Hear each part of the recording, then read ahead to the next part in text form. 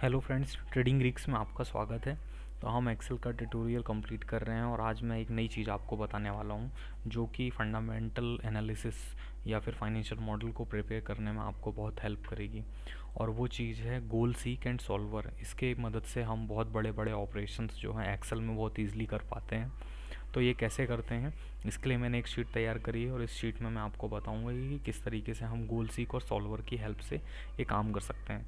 उसके लिए सबसे पहले हमें ये चेक करना होगा कि आपके सिस्टम में गोल सीक अवेलेबल है या नहीं है। तो आप एक्सेल को ओपन करिए, उसके बाद आप डेटा में जाइए और व्हाट इफ एनालिसिस के अंदर देखिए कि आपको यहाँ गोल सीक दिख रहा है या नहीं दिख रहा है। ठीक है, इफ़ सपोज़ वो यहाँ पर नहीं दिख रहा है, इसका मतलब उसे हमें एक्टिव करना पड़ेगा। तो आप फाइल पे जाएंगे, उसके बाद ऑप्शंस में क्लिक करेंगे। ऑप्शंस में क्लिक करने के बाद आपको एड्स इन में जाना है। एड्स इन में जाने के बाद आपको यहाँ पे जो एनालिसिस है तो यहाँ पे इस पर क्लिक करिए। सॉल्वर अगर आपके यहाँ पे टिक नहीं है तो उसे टिक करिए और ओके कर दीजिए। इस तरीके से सॉल्वर आपके यहाँ पर ऐड हो जाएगा और यहाँ पे हमें गोल सीक दिखने लगेगा। तो गोल सीक का काम क्या होता है? गोल सीक हमें एक्चुअल में हमारे रिजल्ट को प्रेडिक्ट करता है। सपोज़ करिए यहाँ पे एक प्रॉब्लम दी हुई है, फार्मूला लगा हुआ है। अगर आप देखेंगे तो यहाँ पे फार्मूला दिखेगा आपको ये, और ये जो ज़ीरो है यहाँ पे फार्मूला लगा है। आप देखेंगे B3 का और D3 का मल्टीप्लाई हो रहा है। ठीक है, ये देखिए। अब मेरा इंटेंशन क्या है गोल सीक की हेल्प से कि find the value of A for which C is 10। तो मुझे ए की वो वैल्यू निकालना है जिसके कारण सी की वैल्यू 10 आ जाए। तो ऐसे तो मैं रैंडमली कोई भी नंबर क्लिक करूँगा, 2 करूँगा या फिर मैं 5 क्लिक करूँगा तब जाके 10 आएगा। बट मैं चाहता हूँ अगर सपोज़ ये बहुत ज़्यादा कॉम्प्लिकेटेड क्वेश्चन होता तब मैं कैसे करता, तो उस समय मुझे ये बहुत हेल्प करता। तो चलिए सॉल्व करते हैं। तो सिंपली आपको क्या करना है, व्हाट इफ एनालिसिस पे गए, उसके बाद आपने गोल सीक पे क्लिक करा। अब यहाँ पे क्या बोल रहा है, सेट सेल। सेट सेल, तो सेट सेल क्या है मेरा, ए होगा। तो मैंने ए को चूज़ किया। अब मैं उसकी वैल्यू क्या चाह रहा हूँ, ओह सॉरी, मैंने गलती करी। मुझे सी की वैल्यू चेंज करनी है। सी की वैल्यू को मुझे 10 लेकर आना है। तो मैंने सी को सिलेक्ट किया, उसकी वैल्यू क्या लाना है, मुझे 10 लेकर आना है। और किसकी वैल्यू बदल कर 10 लाना है, तो मुझे बदलना है वैल्यू ए की। तो ये मैंने क्लिक कर दिया। अब मैं ओके करता हूँ तो इसने एक सॉल्यूशन फाउंड आउट किया। मैंने ओके क्लिक करा और आप देखेंगे कि यहाँ पे वैल्यू आ गई है। तो समझ आ गया। इफ़ सपोज़ डिलीट कर देता हूँ, यहाँ पे ये जो प्रॉब्लम दी है इसमें तो मैंने 10 का लिखा है। अब मैं कहता हूँ कि यहाँ पे मुझे चाहिए 256 लाना है मुझे। अब मुझे नहीं पता कैसे मल्टीप्लाई करके मैं लेकर आऊँगा। तो मैं सिंपली क्या करूँगा, व्हाट इफ एनालिसिस किया, गोल सीक पे क्लिक करा। मुझे सी की वैल्यू बदलनी है और उसे लेकर आना है 256 पे। तो 256 पे लेकर आना है, किसकी वैल्यू चेंज करके, ए की वैल्यू चेंज करके। और मैं ओके करता हूँ तो इसने एक सॉल्यूशन निकाला और 128 वैल्यू आ गई। तो इस तरीके से मैं बहुत बड़े बड़े ऑपरेशंस और कॉम्प्लिकेटेड कैलकुलेशंस को बहुत ईजिली कर सकता हूँ। दूसरा देखते हैं, दूसरा जो है ये प्राइस है, फ्यूचर वैल्यू के साथ में यील्ड है, मतलब एक कूपन बॉन्ड की वैल्यू है। अब यहाँ पे ये वो क्या बोल रहे हैं, यहाँ पे देखिए क्या फार्मूला लगा हुआ ऑलरेडी। ठीक है, ये फार्मूला लगा हुआ है। अब मैं क्या चाह रहा हूँ कि मुझे 1 year 0 coupon bond with a face value of $100, today's price is 94, find the yield. तो टुडेज प्राइस मतलब पी, प्रेजेंट वैल्यू जो है 94 आएगी। तो मुझे वाई की वैल्यू बदलनी है ताकि मेरी पी की वैल्यू 94 आ जाए। ये मुझे समझ आ गया। तो मैं क्या करता हूँ, मैं फिर से आता हूँ गोल सीक पे क्लिक करता हूँ।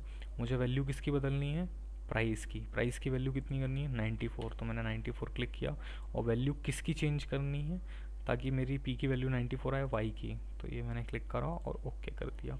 इसने सॉल्यूशन फाइंड आउट कर लिया और 6.38% का जब यील्ड होगा तब मेरी प्रेजेंट वैल्यू 94 होगी। इस तरीके से मैंने बॉन्ड की वैल्यू निकाल ली। देखा कितना इजी था। तो इस तरीके से हम गोल सीक का करते हैं। अब आते हैं हम सॉल्वर पे।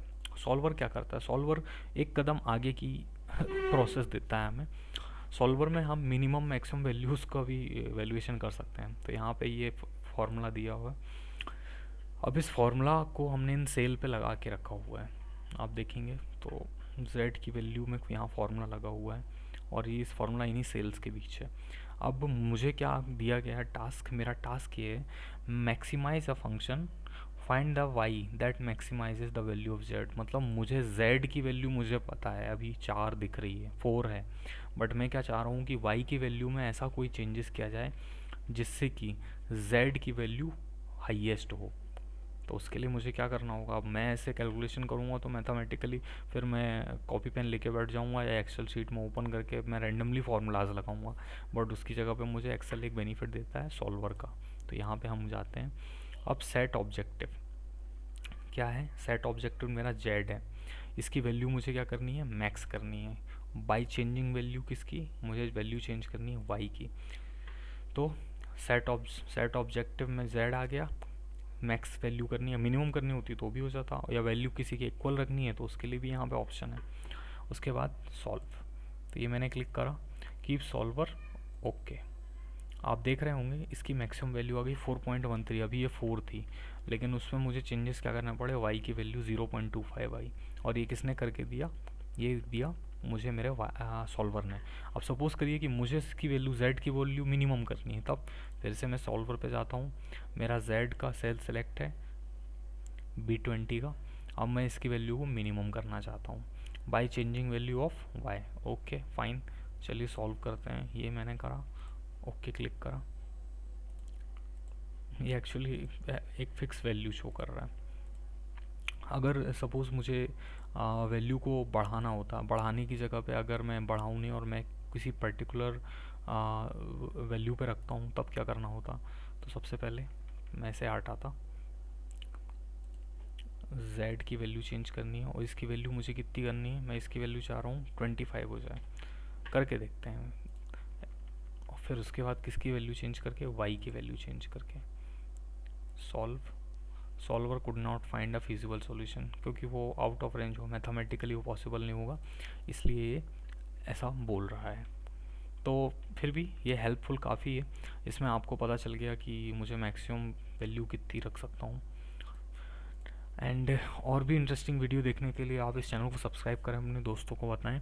साथ में नेक्स्ट टाइम मैं कोशिश करूँगा कि मैट्रिक्स की कैलकुलेशन कैसे करते हैं, ताकि हम बॉन्ड की जो इंट्रिंसिक वैल्यू होती है उसका कैलकुलेशन कैसे करेंगे, तो उसकी मैं वीडियोज़ लेकर आऊँगा ताकि वो और भी इंटरेस्टिंग होंगे आगे। Thank you so much.